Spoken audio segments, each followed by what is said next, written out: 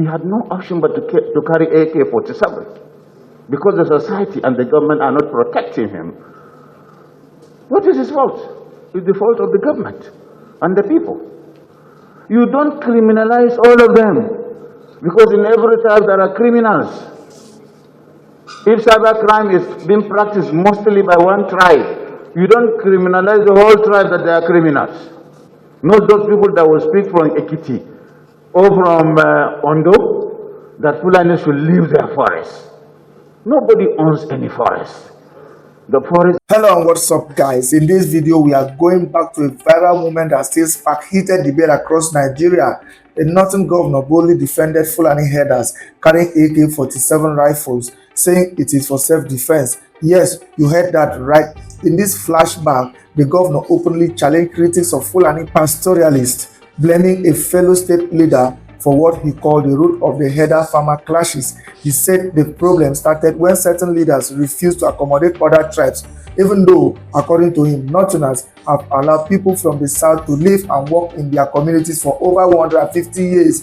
Then came the part that shocked many. The governor insisted that Fulani herders have the inalienable right to be in any forest in Nigeria. He claimed many herders carry AK-47s only because cattle rustlers attack them, kill them, and steal their livestock. And since the government is not protecting them, they have no other option but to arm themselves. But he didn't stop there. He warned against criminalizing a whole tribe just because some commit crimes, comparing it to cybercrime being linked to a specific ethnic group. Yet, not every member of that group is labeled a criminal.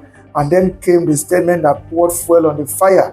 He said nobody owns any forest. The forest is owned by Nigeria. Under the constitution, every Nigerian is free to stay anywhere. This was in response to southern voices telling Fulani herders to leave their forest. He also praised certain northern leaders for promoting peace, urging the media to single out such heroes instead of those, in his words, speaking from Ekiti or Ondo, that herders should leave. Guys, I will let you watch this video for yourself so you can see exactly what I'm talking about. Also, don't forget to like, share, and subscribe to this channel if you haven't already done so.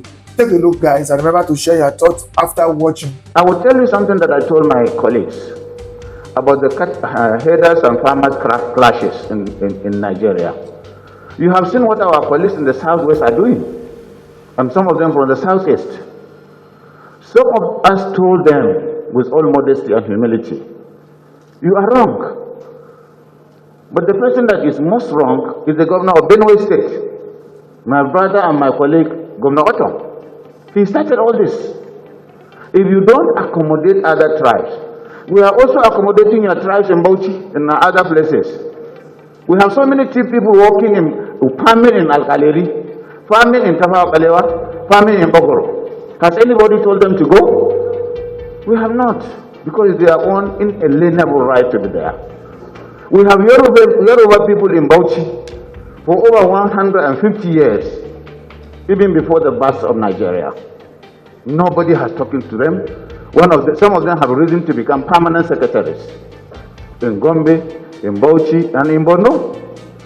And now, because a Fulani man is practicing the tradition of transhumance, pastoralism, he has been exposed to the vagaries of the forest, the animals, and now the cattle rustlers who carry guns, kill him and take away his commonwealth, that is the cows. He had no option but to carry AK-47 because the society and the government are not protecting him. What is his fault? It's the fault of the government and the people. You don't criminalize all of them because in every tribe there are criminals. If cybercrime is being practiced mostly by one tribe, you don't criminalize the whole tribe that they are criminals. We should be very sensitive. I'm happy with what the chairman has said. We have to be careful. And you as journalists, you must exercise restraint. You must decipher from wrong and right. Something that is so bad, that can divide us, that can threaten our unity, our hegemony. You don't do it. I must thank our chairman of the Northern Governors Forum at this occasion, because we are talking of the use of media to promote peace and unity in Nigeria. I think he is a hero in that field. Governor Lalong, with his diverse background, with his minority background, he is leading the northern governors with focus, with a lot of sense. You, the media, you must make sure you single out such heroes for promotion, not those people that will speak from Ekiti or from Ondo, that Fulani should leave their forest. Nobody owns any forest. The forest is owned by Nigeria. Under section 23, 24, 25 of the Constitution, every Nigerian is free to stay anywhere.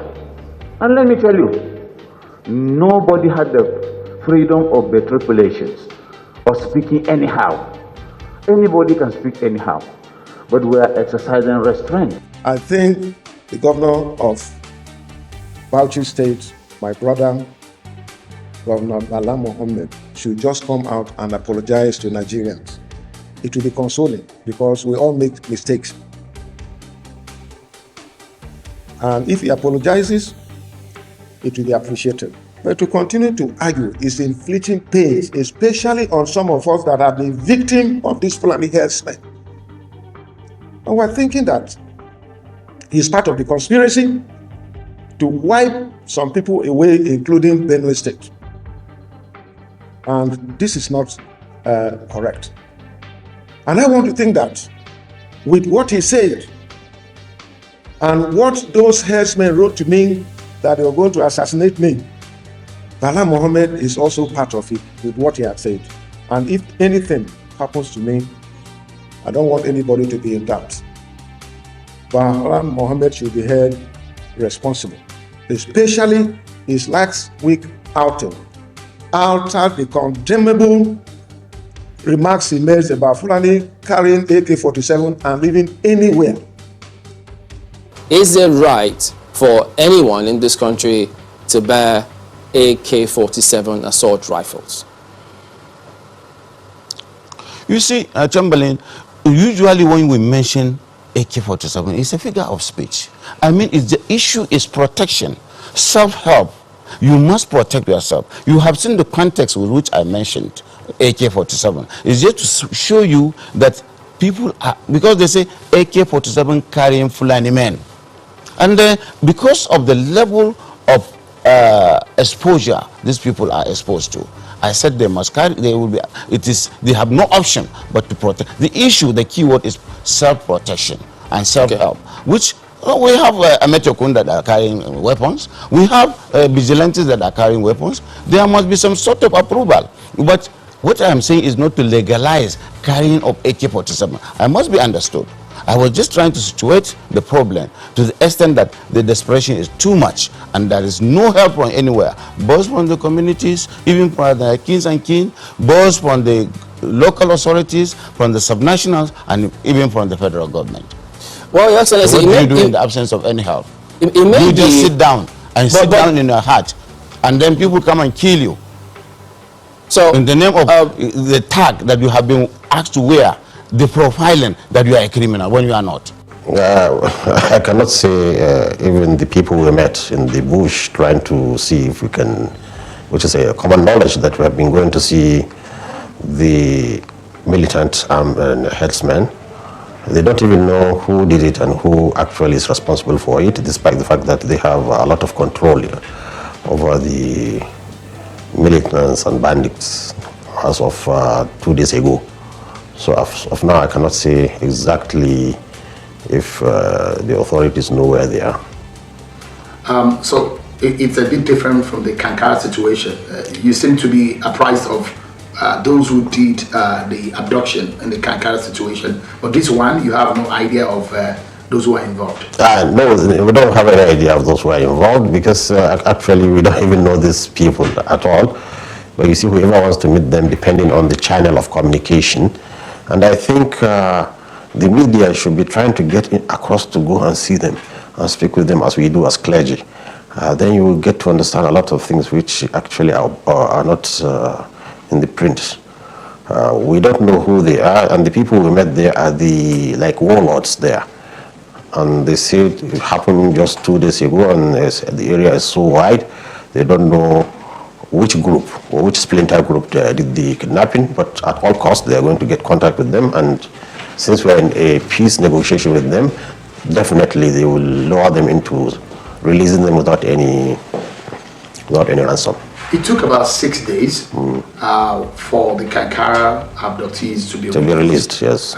We're running into almost a week now. It's about Monday or Tuesday last week that the situation in Kankara happened. From what you know... No, it happened on Wednesday. On Wednesday? Yes, so yeah, in another 2 days it will be a week. A week, yes. Okay, so it's about 5 days now. It's 5 days, yes. That they've been abducted. If you make a comparison from the knowledge of these abductors that you have, is the Kankara situation more complex? No, it's less complex. Because it happened in the process of trying to see these warlords and negotiate with them to leave, not negotiate with them, admonish them to leave this kind of way. If you have any grievances, this is not the way you address it. And we have to teach them this. And sometimes when you go there and speak with them, you see that, yes, you really have to give them an excuse, although there is no excuse for any crime. Nothing can justify crime. Crime is a crime, and they are committing crime. But why? I think it's a population that is pushed by circumstances into criminality. And this is what we should look. Let's remove the pressure. Let's remove the things that made them into criminals. Because we have lived thousands of years without any problem with the nomadic herdsmen. Peaceful people. You get your gas get stocks in the road, they come and assist you. So what happened? Something happened that led them to this. So I think listening to them is very important. What did you discover when you listened to them? When I listened to them, is that I found that actually it's a simple case of criminality which turned into banditry, which turned into ethnic war, and some genocide too is happening. People behind the scene, people don't know. So now we are not talking about banditry, we are talking about ethnic war. So it's an ethnic war, right? Yes, it's going on, yes. So between which ethnic group? Between now the nomadic Fulani, the herdsmen, and the others. If they are, the others means anybody who is not them. So you can imagine a Fulani man would tell me in Zamfara state that he cannot go into areas, like he cannot go into the town of Shinkafi. When the emir of Shinkafi is a Fulani man. They cannot, so it's a war between nomadic Fulanis and the others. The others include Fulanis too that are sedentary. If you go there westward on the Kadarawa of Kebbi State, there's war between them. If you go south with the Igbos and the Yorubas, and between themselves too. It's a complex issue that Nigerians need to pipe down, put cold brain and understand the issue. But I see the solution is very simple, but it's not military hardware. Anything but not military hardware. What's the solution? The solution is dialogue and teaching, because these people, they are acting with instincts, natural instincts, not with special knowledge. And they don't have any ambition or anything. When they don't have, what is the future? What do they look at? What do they want to achieve? They don't have that vision. They are talking about existence. Their livelihood is destroyed. Because the cattle rustling that was going on for a long time, they are the first victim of it. When their cattle finished, then people started rustling cattle in towns. So these cattle rustlers that came suddenly into the scene, this is the source where we should investigate, and we need psychologists, criminologists to investigate how suddenly cattle rustling become a booming business in Nigeria, especially in northern Nigeria, and how it affected the socio-cultural behavior of the nomadic Fulani. It's very important. They are pushed into criminality, and I think the same way, if you understand, can bring them out from it very easily and quickly. Okay, I'd like you to clarify something. Yes. These elements, these bandits that you've seen, that you know, that you've spoken to, yes, they are Fulanis, is it? Yes. They speak Fufude. They speak Fulfulde. So, and they speak Hausa. Okay, so you call them the House of Fulani? This is what we call the House of Fulani because of the, what we call it, interlacing of the culture, language between the Fulani and the Hausas. But they are originally Fulani. They are, yes, they are physique and everything, they are Fulanis. Of Nigerian extraction. Oh, you know, they're Nigerians, no doubt about that. They are Nigerians. Yes, in fact, some of them have parents in the town. So why, for those who say some of these criminal elements are non-Nigerians who move through the ECOWAS territory yes, into Nigeria, is that true? What happened is, you see, as I've said now, we are having an ethnic war. The Fulani nomadic feels his existence is threatened. So what they do is, when they have a war, they call other Fulanis from other countries, irrespective of where they are. Fulani is a Fulani man. They go to defend their kinsmen. Then disperse, each one goes back to his roga. So that's why they what do you call it? They transit the borders just for an operation and go back. But if there is calm and there's peace, you will not see this kind of incursion of foreign elements into the nation. And that's why it's very important. The government is very proactive in this issue. Let's go in, let's educate them, let's register them, let us do what we do to others, so that we don't have any Nigerian that can be susceptible to be used. If this money they are making is to take the land, they'll be buying islands, they'll be buying mansions, they'll be buying cars, and this is, no, they're still in the hut. They're just trying to survive. It's just a misconception from both sides. People don't know. You need to go in. And I hope you follow me one time when I'm going in, to go with you and talk to them and interview them and see. And you see, for every victim you're talking about, victim of kidnapping, you have almost 10 times victims among themselves. They will show us, none of us here is not without a victim of violence, maybe killed by the military or killed or lynched in town. Do you know that there are situations to the extent that any man with this physique, Fulani physique, and a slim, light complexion, or even the dark ones, on a motorbike is automatically arrested and incarcerated? The first time I ventured out into Jere area, two Fulani men, we were dropped out of a bus by the police and arrested. So their leader, Arto, they call them Arto, came to me and said, Lucy, when you came here, we called some of our herdsmen to come across, and they were arrested by police. I have to send people to go and bring them out. He said, without your intervention, they would have had to sell their cows to get bail out from police. What's their offense? Profiling. It's just that he's a Fulani herdsman. This is the situation they are facing. So they are really fighting to them. They are fighting war to exist. Some of your critics say that you are deodorizing evil. No. By doing that. You see, what they see, the Fulani herdsman now, is seeing evil all surrounded by him. You can imagine when he sees his children, women, everything killed, his animals slaughtered. You see what happened in Oyo. His hut burnt down. Who's burning down his hut? Is somebody coming from a building, somebody coming from a car. He doesn't own a car. He doesn't own a building. He doesn't enjoy anything of the Nigerian cake, national cake. Then you are coming again to the little thing he has to kill his animals, you see? So he's seeing the evil from the other side. So each side is seeing the other side evil. How do we do? It's the clergy now. They have to come in the middle. Muslims and Christians say, look, stop this hostility. Let's listen to these people. What do they want? It's very important. Demonizing anybody is not appropriate, and evil is there in everybody. But is it justice for those who are being victims of their kidnapping? Some of the people are being killed also.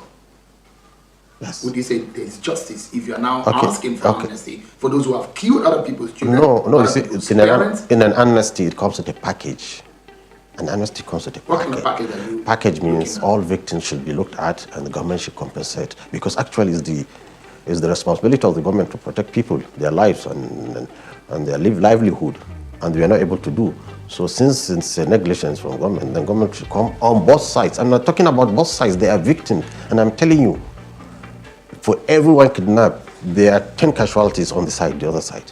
Are you getting any kind of support in terms of funding? No, we don't have support except the states that adopt this, like the Zamfara state, not funding that, but they facilitate our movements, they accommodate us when we come, and that's all. But there's no any funding, but it needs funding, not only state funding, because they're Nigerians. I tell you, since when God created earth, this is how they are living. nothing of civilization. Besides that gun they hold. So is it just I saw two little girls. Maybe I should put the clip when you're drinking from the stream, from where animals drink. And these are the kind of people shouting, what do you call it, bandits? Bandits? No. People need to go and see their life. I mean, I was asking you, who is funding your trip? Because a lot of people will be asking the question, who is sending Sheikh Gumi on this mission? You know, the mission doesn't require much funds. You see, wherever you are, in just a stone thrown to place, you find the Ruga of Fulanis. So it doesn't require much. We just buy some few little books, go to them. But you see, when I travel to a state, then the states give us logistics. You know, they accommodate us in a hotel and assist us with their police to escort us to a reasonable distance. Because there are some bandits, or I call them now militants, that don't allow police to near them. And there are some they don't care. You can go with the police and they're ready to talk. Why do you choose to call them militant and not call them bandits? Yes, because now they are fighting an ethnic war. They are kidnapping to get money. You see now, look at the example, the case, the latest case where they released a bus full of people. They were asking 500 million. Now they freed them with mere negotiation. They freed them free. Nothing was paid. Nothing was paid. Even one of the victim's father was calling me, thanking. You can ask the victims. And you brokered this deal? Yes, it's broken. You brokered it? In front of us, he said he's going to talk. He said he knows those who took the bus and he's going to talk with them. But for those who took the boys in the school, they are not sure of them. But he's still going to investigate who they are, and he's going to convince them to release them because there's a peace process going on now. How soon do you think this can happen? Anytime they can be released, anytime, any minute. Since there's a peace process, so they're ready to lay down their arms, stop kidnapping, stop all the things they're doing. And you see, even we call them killer headsmen. How many people did they kill? They only kill, sometimes some of them are on drugs. Some of them are on drugs. So that killing is not killing they want the money. So they're ready and they're comfortable. They can keep somebody as long as they are. Because they are in the bush, really in the bush. Getting there is very remote. They can keep somebody, so they don't have. When they kill, it must be accidental. Maybe somebody they took who is sick. But tell me who they have killed? How many few? They've killed people. No, they don't kill. If they kill, in the bus they will kill people there. They want money from the people. They want what do you call it? They burn down houses. They've killed people. This is another thing. That is the ethnic war. That's not banditry. Maybe a nomadic man went to that village and he was killed or lynched.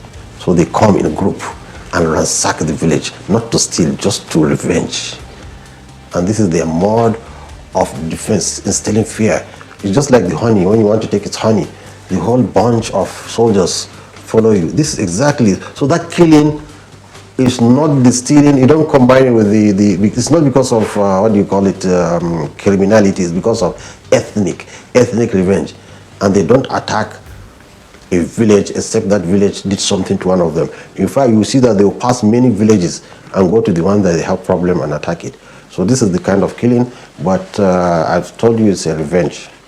You were being heard, you were heard on a video online that surfaced, and you were making reference to the fact, telling the Fulani community that non-Muslim soldiers were responsible for the atrocities against them, but that the Fulanis retaliate by attacking both Muslims and non-Muslims. What do you mean by that? Okay, this is a misrepresentation, and it's mischievous who does that. You have to listen to them completely. All of them that stood, they said, we are fighting because so is killed. 100 people are killed. 200 people are killed. Our fathers are killed. They didn't give you that portion. They gave you, and it's the military that is doing that. You don't trust the military? No, they are doing that. So I told them a case, which I can give you a clip. You should play it if you play this. A soldier came to me in 2014, 21st June, on a Friday. A soldier from the 1st Division. He said, I've just come to tell you something's happening. We are sent to fight rustlers, cattle rustlers. But he mentioned names, officers, that we are killing communities of Fulanis. He himself, he said, has seen more than 300 civilians men, children, and women killed. By Nigerian military? You'll be surprised. So this is why, look at it this way. It's very important. Because this allegation, Sheikh, this allegation is very grave. Wait. I mean, you're saying that that's why extrajudicial killing by the military. Extrajudicial killing, that was in 2014 in fighting cattle rustlers. The bandits told us when the military first came to fight the rustlers, because they are the first victims of them, they were happy. But when they came, they were killing everybody. Then they turned into now trying to protect themselves from the military incursions. Let me tell you, we have evidence. So now, I'm going to broker a peace with these people, and they know they are the victims of these military excesses. They are. And in the videos, they have told us they have seen more than 100 different people. It's so much successive that it can be untrue. So I just to reaffirm that we know what they know. If you look at what is happening, basically, one is curious. Sheikh Gumi is able to trace these bandits to their hideouts and meet with them. Why is it difficult for the Nigerian intelligence community or the Nigerian military to be able to know where these bandits are? They know. They know? They know where they are. They see them by aerial views. They have intelligence among them. I've met a herdsman. I have met a herdsman who is part of the internal security. They all know. But the problem, I think now the military has learned its lesson. The first approach they had, when they go in and start killing, they realize this is the wrong way. And they realize they are producing a monster. So they are now very careful, watching and studying and seeing how they come about it. The only element now I'm adding value to it is that, look, don't just wait out, just don't wait and watch. Go in and negotiate. So, I mean, if you look at what is happening right now, you see a situation where some military or security consultants who have told me and said, look, what we see in these bandits or what we see these killer herders, there's some kind of Boko Haram. Do you think that these killer herders or these militants, as you call them, are some form of Boko Haram or some element masquerading as bandits who are really Boko Haram? I can say categorically they are not Boko Haram, but we have to be very careful. Because if the pressure is too much, being Boko Haram more international, more connected, maybe richer, if the pressure is too much, I'm afraid they can be influenced by Boko Haram. And there we have seen the signs that Boko Harams want to infiltrate them. But so far they are not Boko Haram. They are ready to lay down their arms. And there's an incident that happened in Zamfara during the former regime. The Fulanis themselves caught some few elements of Boko Haram and presented them to the government. Boko Haram, they're trying to preach to them that, so they are not Boko Haram now. I'm telling you, they're citizens, they recognize the government, they recognize authority. Boko Haram doesn't recognize nobody except themselves as the sole sovereignty, you see. So we are happy now that the Boko Haram is not in and that we should step in quickly and give them the true Islam, which is Islam of peace, Islam of no compulsion in religion, Islam of compassion, Islam of mercy. We have to show them that. And this is exactly what I'm trying to achieve. So, but I mean, that's those who criticize your style are saying that because you're not an authority and you're not able to prevail on government to make this happen, and that's why they think that your style and your plan is not viable. In this case, in Zamfara, in Katsina has fallen flat on his face. What capacity do you have to make government comply? Yes, because now we have got Zamfara government on board. We have Sokoto government ready. We have Niger State 100% ready. So we are convincing both sides and we are getting results. The only remains the federal government. What about Kaduna State? No, in fact, Kaduna State, Rafai is a very intelligent person. If he sees the picture as it is, I'm telling you, he will change and accept it. So I don't lose hope with Kaduna State too. And Katsina too, we are planning to go to Katsina. Katsina have seen that too. They have seen relative peace when they had with the governor, but it returned. Well, we ask why it returned is because there are conditions which are not met. Sheikh Ahmad Gumi,